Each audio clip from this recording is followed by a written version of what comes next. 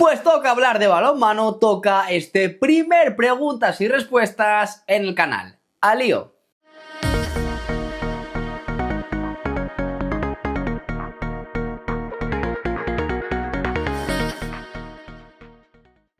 ¿Qué tal amigos? ¿Cómo estáis? Bienvenidos a este nuevo formato que estrenamos hoy en el canal. Preguntas y respuestas tenemos alrededor de 9 o 10, así que empezamos por Twitter, empezamos por mi amigo Saúl Vía, que dice: se me ocurren dos, de caer eliminados Vidasoa y Ademar en fase de grupos, ¿podría peligrar la plaza adicional Champions o que se reduzcan en Europa League? Y la segunda, ¿urge a los Cicus a salir del Barça para poder recuperar el nivel que les esperamos? Bueno, esta pregunta sí que me la he preparado con algún que otro dato, sobre todo para hacernos un poco la idea de lo que hemos visto en Europa o lo que han hecho nuestros equipos españoles en Europa en anteriores temporadas. 2022-2023 fue el año de la Final Four de Granollers, llegando a la final de la Europa League. La 23-24 sí que se nos cae un poco el castillo, porque Cuenca y Logroño, que eran los dos participantes en Europa League, pues no se clasifican a la siguiente ronda. Pero en la 24-25, o sea, la pasada, tenemos a Granollers en la main round, caen Torrelavega y Ademar anteriormente, y casi la Final Four de Bidasoa. En Champions, en cuanto a la máxima competición a nivel de clubes europeo, 3 de 5 el Barça ha hecho los últimos 5 años, siempre jugando esa Final Four. Asobal, otro dato que creo que nos va a beneficiar y nos viene genial. Segundo en el ranking EHF, o sea, ahora en diciembre ya sabemos que la temporada que viene cambia el formato tanto de Champions como de Europa League. Pero tiene pinta de que tendremos dos plazas, así que pese a que, como decía Saúl, Vidasoa y Ademar, bueno, puedan peligrar, quizá más ahora, que de hecho esta pregunta la hizo antes de esta última jornada de la fase de grupos, ¿no?, de la Europa League, donde Vidasoa hizo sus deberes muy bien ante el San Rafael, donde Ademar también, aunque sigue, con una situación algo compleja, tiene que ganar pues prácticamente los dos partidos, igual que Granollers, que por sensaciones quizá es el que peor está yendo ahora mismo en este momento. Así que yo sinceramente no la veo peligrar porque se aumenta el número de equipos, así que tiene pinta de que, sobre todo con estos datos, nos van a dar esa segunda plaza de Europa League. No veo más de 3 plazas, ojalá que lleguemos a la cuarta, pero sí que es cierto que en esa segunda competición no veo otra plaza más. La segunda pregunta era sobre los Cicusa, ¿no? Si urge salir del Barça los hermanos Cicusa para poder recuperar ese nivel que les esperamos. Creo que los Cicusa no están teniendo continuidad con Antonio Carlos Ortega. Sobre todo Petar, desde que se lesiona en esa Final Four de Copa de España que se juega en las Islas Canarias. Bueno, creo que le hace falta un pelín de confianza. Es un jugador, bueno, que creo que sí que aporta, sobre todo más en ese lateral izquierdo, pero este año lo estamos viendo un poquito. Ortega sobre todo utiliza a Blas Judge de central. Estamos viendo muy poquito, por ejemplo, a Makuc, que creo que está por delante tanto de Petar como de Seif Eldera. Entonces, lo que creo que no tienen es continuidad, igual que Giorgi. Giorgi lo utiliza más Ortega defendiendo en ese 2, más allá de en el lateral derecho, me refiero atacando, ¿no? Creo que le hace falta a ambos un pelín más de confianza, un pelín más de verticalidad, un pelín más de continuidad. De hecho, en los partidos de Asobal, donde Ortega rota mucho a su plantilla, no me están convenciendo del todo, sobre todo esa segunda unidad. Giorgi está bastante fallón en el lanzamiento también. Entonces, creo que no tienen por qué salir. Tiene una competencia feroz. Petar el año que viene con la marcha de Makuc al Kiel seguramente tenga más minutos, aunque ojito, viene Marason, que también es un fichaje, o al menos, bueno, parece que está ya cerrado, según apuntan desde Cataluña. Entonces, bueno, creo que le hace falta más continuidad que otra cosa. Yo, si fuera ellos, obviamente, pues no saldría del Barça. Giorgi también tiene una papeleta muy difícil con el propio Dicamem, pero lo que le hace falta es continuidad y jugar, y creo que son chicos, jugadores muy jóvenes que tienen que seguir creciendo, pero como mejor creces suele ser jugando. Segunda pregunta, o tercera mejor dicho, de mi amigo Raúl Castro, al que también le mando un saludo. Nos dice: ¿es necesario un horario por partido en Asobal? ¿Por qué no se tiene en cuenta a esos equipos que juegan en Europa para poner esos horarios. Bueno, yo imagino que Raúl lo diga porque el fin de semana pasado además juega el partido de la jornada el domingo a las 7 de la tarde y luego juega Europa League, un partido pues vital, el del Partizan, el de este martes, que por suerte ganó el equipo de Dani Gordo y sigue vivo, ¿no? En Europa League. Bueno, yo soy partidario de que los clubes jueguen cuando quieran, ¿no? Yo lo veo de hecho en ACB, donde a lo mejor hay 4 partidos, o la mitad de los partidos el sábado, la mitad el domingo. A mí me viene genial, la verdad, porque al final, como veo todos los partidos y luego hacemos el tiempo a Sebal que muchos veis, bueno, pues más o menos se van escalonando y no tengo que doblar horas, ¿no? Al final lo veo todo seguido. Pero sí que es cierto que soy partidario de que los clubes pongan su horario cuando quieran. Entiendo que un viernes a las 7, bueno, no es la mejor hora del mundo. Aún así vemos que Cuenca llena, que Logroño ni tan mal, por ejemplo, también, así haciendo memoria.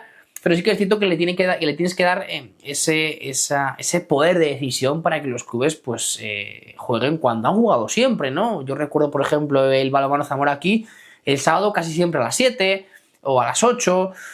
Si lo metes ya un domingo, jugar no es lo mismo. Creo que ya hay esas rutinas de todo que sobre todo para mí también son, bueno, que la gente lo tiene, los aficionados lo tienen casi siempre agendado, ¿no? Entonces, bueno, creo que los clubes tienen que decidir para mí su horario de partido.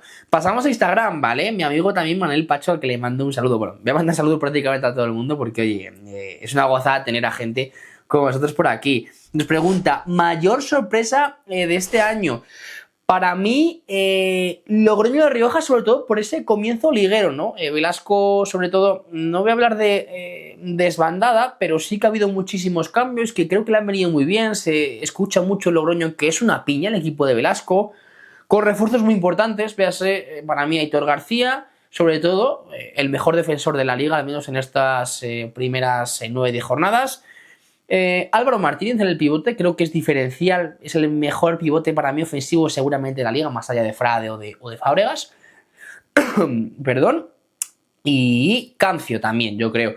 Porque Cancio es esa sombra que cuando Ledo no está o está menos, aparece casi siempre el exportero del BTN Osasuna para siempre sumar y siempre aportar. Entonces creo que más allá de esos fichajes también, creo que mola mucho ver a este Logroño, muy vertical, con mucho ritmo, y eso que fíjate tiene limitaciones, ¿no? Véase en ese extremo izquierdo con solo Pancho Lombardi, ahora han subido a Sastre, un jovencísimo extremo izquierdo de allí. Preciado tampoco tiene un suplente, no voy a decir de garantías, pero por ejemplo Juárez también es un chico muy joven al que no se le da tantos minutos, sobre todo en esos partidos de alto voltaje importantes. Unai Galán también es un chico súper joven que le da esa rotación al perfil y está rindiendo a las mil maravillas. Zaya también mete y es un jugador sobre todo pues más orientado a esa parcela defensiva. Miguel Martínez, los extremos con Zarzuela, Cadarso, Popovic, que ha vuelto bastante bien de esa lesión. Entonces, bueno, creo que está siendo sobre todo una simbiosis de todo, de equipo, de afición, gracias también a Juan Jacobi, sobre todo, que le está dando ese dinamismo, esa chispa, esa alegría a Logroño, ¿no? Que parecía un club de capa caída. Y ojo, sin jugar en Europa, yo lo veo, de hecho, más allá de entre los 5 primeros, segunda o tercera posición si siguen este ritmo y sobre todo también si se respetan pues bueno, esas ciertas lesiones que puedes tener, ese cierto cansancio que de hecho yo creo que lo acusan ciertos partidos en ese comienzo liguero, por ejemplo, contra Torrelavega, contra Cuenca también, que ahí es donde se dejan, bueno, 4 puntos. Entonces, bueno, creo que Logroño para mí está siendo la revelación de este año y ojito que oye, que ha ganado Vidasoa, que ha ganado Granollers y tiene pinta de que va a dar muchísima guerra, como digo, siempre y cuando tenga a todo su plantel disponible. Otra pregunta de otro amigo, Rubén Bartolomé, nos dice, ¿te esperabas lo de Ademar y Dani Gordo? ¿Y qué futuro se plantea ahora para los leoneses? Bueno, yo creo que Dani Gordo, sobre todo, hacía un gran tándem con Tano Franco, sobre todo siempre iba en esa misma línea del presidente. Además, no tenía una situación fácil, ¿no? De hecho, se puede ver, por ejemplo, este año, ¿no? De los mejores fichajes los podemos agenciar a Vidasoa, con Nevado, con Nacho Valle, se habitúa. Granollers con la vuelta de Reguard, Adrián Figueras, etcétera, Marcos Fis, Logroño con Aitor García, Marcos Cancio, Álvaro Martínez y Lombardi, por ejemplo. Torrelavega también, que ficha a un Moyano, quizás Scott, bueno, no nos convence tanto, pero bueno, a lo que voy, Ademar no llega a optar a ese talento que hay en esta liga, que hay de estos jugadores casi todos españoles, y es una pena, ¿no? Porque de hecho se habla de que Dani Gordo no renueva por temas económicos, no me quiero meter ahí porque no tengo información, pero como que va a haber una desbandada tremenda, hay muchos jugadores que acaban contrato, ya hay una cierta rumorología también con las salidas de Darío Sanz y de Said Barcordari a tierras cántabras. Entonces, bueno, creo que lo de Dani es un balance muy positivo, obviamente, porque ha metido al equipo en Europa, un equipo, bueno, que no estaba del todo bien cuando sale Cadenas del equipo de Marista, lo mete, como digo, en Europa. Para mí un debe, sobre todo, es que no llega a competir en Europa como creo que debería Ademar. Se ha visto sobre todo este año que aunque tenga opciones de main round, le ha costado muchísimo, no priorizan esa competición europea, entonces ya entra para mí ese pensamiento, esa paradoja, ¿no? De me quiero meter en Europa, pero luego no la priorizo. No sé, eso es para mí una situación bastante extraña, ¿no? Y que creo que ahí se equivoca el equipo ademarista, aunque bueno, tiene los objetivos y ya está. Entonces, yo lo valoro bastante bien, la etapa de Dani Gordo en tierras leonesas, esa final de Copa del Rey, esas clasificaciones a Europa, la forma de competir sobre todo a esos equipos que quizás están un peldaño por encima de ellos, como Vidasoa, como Granollers, como quizá Torrelavega, para mí también, o Logroño. Entonces, sobre todo también jugando con mucha gente de León, eso es digno de elogio. Yo personalmente, como digo, no me la esperaba. Y el futuro, bueno, pues Tano Franco ya sabemos que no es que quiera abandonar, pero quiere dar un paso al lado después de muchos años al frente del conjunto de la entidad leonesa. No hay relevo tampoco, estuvo por ahí Castresana, pero no cumplía esos ciertos condicionantes. Entonces, bueno, creo que el futuro de Ademar, sobre todo para mí, pasa por fichar a jugadores de un perfil más bajo. Ya se habla, por ejemplo, hasta de Pau Guitar, que me parece un jugador increíble, pero bueno, a lo que voy, Ademar no puede optar a otros fichajes, sobre todo por ese tema económico del que se habla, pero sobre todo, para mí lo más destacable es que sigues manteniendo ese gen ademarista, esa cantera que sigue saliendo con jugadores, bueno, magníficos, no véase los últimos, por ejemplo, los Miñambres, Sergio Sánchez y compañía. Entonces, no me lo esperaba, lo de Dani Gordo, la verdad. El futuro, pues, no pinta como debería, ¿no? Para el conjunto ademarista. Siguiente pregunta de Juan, que dice: ¿qué te está pareciendo el nivel medio de la liga este año? Creo que este año hay más diferencia que con respecto a otros años por esa parte de arriba, me refiero. No veo tan fuerte, por ejemplo, al Recoletas Atlético Valladolid, quizá también porque además de perder los hermanos Martínez, bueno, están jugando sobre todo muchos partidos en estos últimos sin Pisonero, sin Gustavo Oliveira, etcétera. Aún así ganan y lo sacan. Cuenca, sobre todo, también bastante mermado, tanto con la plantilla, con las lesiones, que no pueden tener más mala suerte, aún así compiten. Entonces creo que hay ciertos equipos que a lo mejor se pueden ir reganchando. Véase el Horneo Alicante desde la llegada de Roy, que ha cambiado totalmente esa dinámica para el conjunto alicantino. Creo que cualquiera puede ganar a cualquiera. Creo que estamos un pelín más cerca del Barça, no Granollers, pero sí Vidasoa, que se ha visto cómo lo ha competido muy bien a ese Barça con esos ritmos bajos de partido, con mucha paciencia, con mucha defensa. Al final Vidasoa es un plantillón total, con la marcha de Tito se está viendo como Miguel Sarsky, ¿no? Al final está dando ese pasito hacia adelante y creo que puede ser un jugador también muy positivo para esa rotación del conjunto de las Mozas. Entonces eso, se ve como Alicante, por ejemplo, puede ganar la pista de Granollers, a Vidasoa le puede dar un susto cualquier equipo. Creo que estamos un pelín más cerca del Barça, aunque creo que hay otra pregunta por ahí. Quizá el descenso lo veo, es de los años en los que lo veo más claro, sin duda. Así que eso, una liga muy competitiva, muy igualada, muy atractiva de ver para el espectador, donde puede pasar cualquier cosa, donde suele haber esos típicos resultados muy comprimidos que le dan ese aliciente en esos partidos y sobre todo pues se ve un buen balonmano, muy táctico, con mucho nivel, con jugadores diferenciales a nivel técnico, con mucho producto español, y creo que eso es, bueno, una de las cosas positivas que tenemos en nuestra liga, que por supuesto tiene que seguir creciendo. Siguiente pregunta de Darío Melbel, justo, fíjate, le hablaba antes. ¿Cómo ves el descenso esta temporada en la Liga Sobal? Para mí, una plaza fija es la de Guada. Creo que es un equipo que no se le puede pedir más, bastante limitado a nivel de recursos, de fichajes, de plantilla, con mucha gente de la plaza del año pasado, ¿no? Pese Gonzalo Velasco o Boyarizo de Alcobendas, el Koga de Novas, de lo mejorito Heights Golostidi, que tiene pinta de que saldrá, sobre todo porque tiene ese nivel ya para mí de, bueno, es un caramelito, sin duda, el jugador vasco. Creo que la otra plaza de descenso directo, aunque obviamente, bueno, es difícil hacer ese pronóstico, pero va a estar entre Huesca y Cangas. Ahí sí que creo que no va a haber sorpresa, porque Nava y Aranda, con las plantillas que tienen, creo que van a seguir creciendo y sobre todo van a seguir sacando partidos por ese nivel individual. Alicante y a Caserío tampoco los veo sufriendo este año, y luego ya te metes pues con Cuenca, que saca sus partidos en casa, Valladolid, que aún sin sus figuras estrella, oye, gana partidos.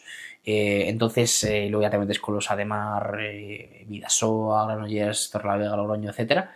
Entonces creo que este año sí que hay diferencia, un poquito más de diferencia respecto a otros años en esa lucha por el descenso.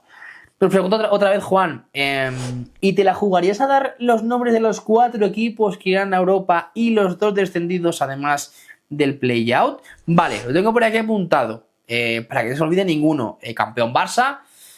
Segunda posición creo que va a ser para Vidasoa. Me voy a lanzar obviamente triples, que solo llevamos un tercio de la competición. Como digo, segundo Vidasoa, tercero Logroño, cuarto Granollers y quinto Torrelavega. Logroño y Torre no juegan en Europa. Granollers y Vidasoa sí, a ver hasta dónde llegan también. Pero son equipos que creo que van a mostrar una cierta regularidad, ¿no? Tanto los cántabros como los riojanos.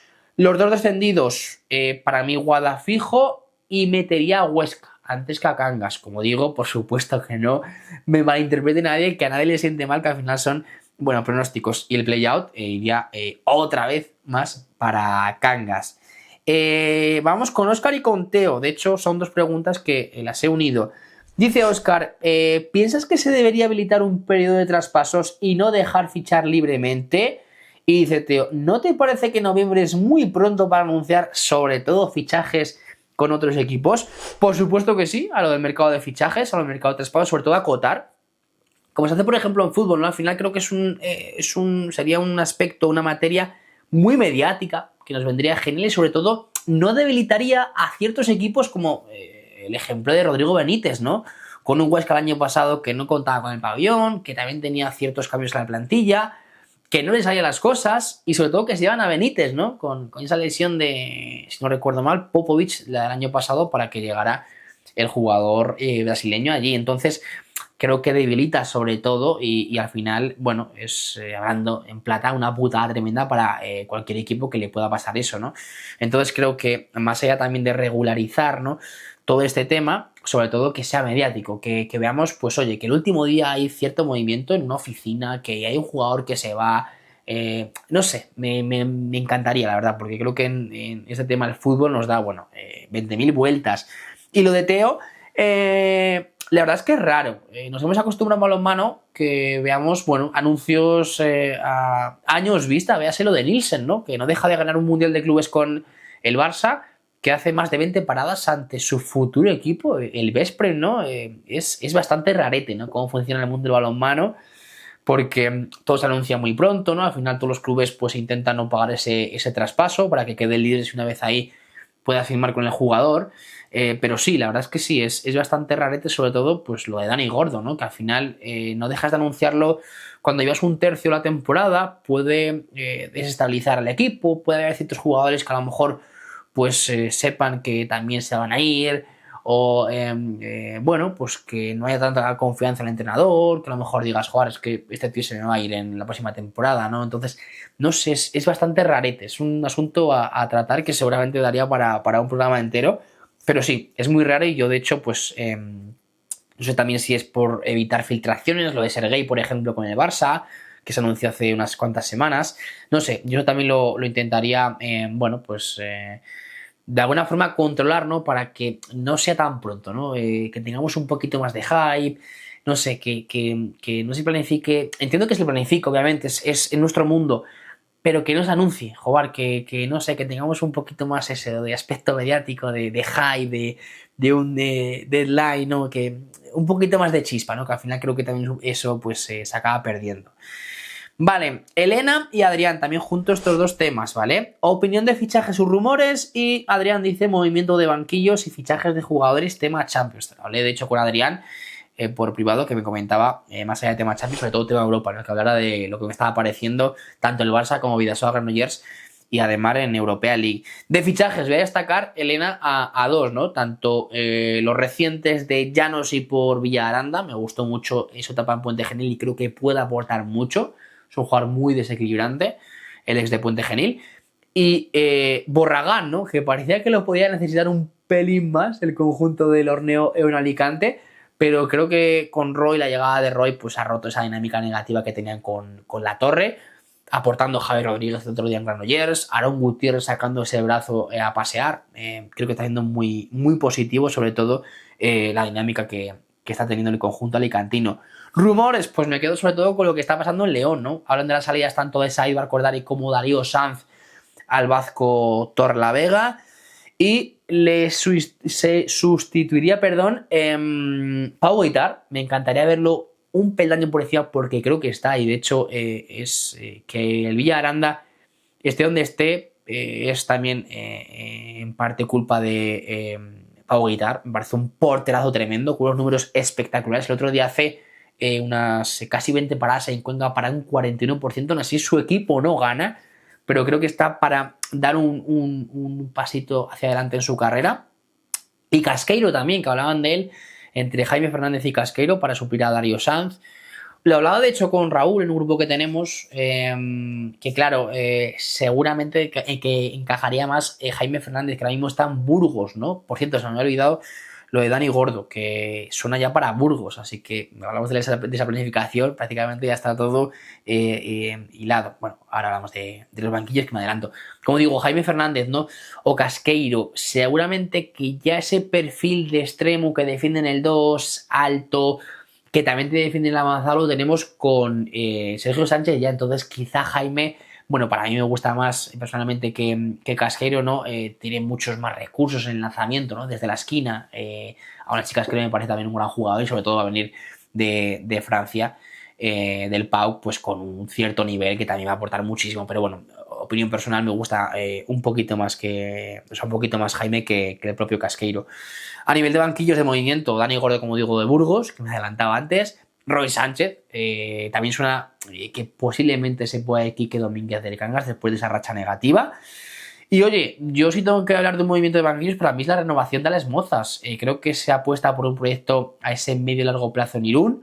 Creo que Alex se lo ha merecido y se lo ha ganado, sin duda, porque es un entrenador que ha conseguido que Vidasoa, con esos Mario Nevado, Nacho Valles, Xavi Tuá, Iñaki Peciña, etcétera, compita ante el Barça, compita ante el Facebook. Los pequeños detalles de esos partidos, de esos equipos grandes, pues te acaban penalizando, ¿no?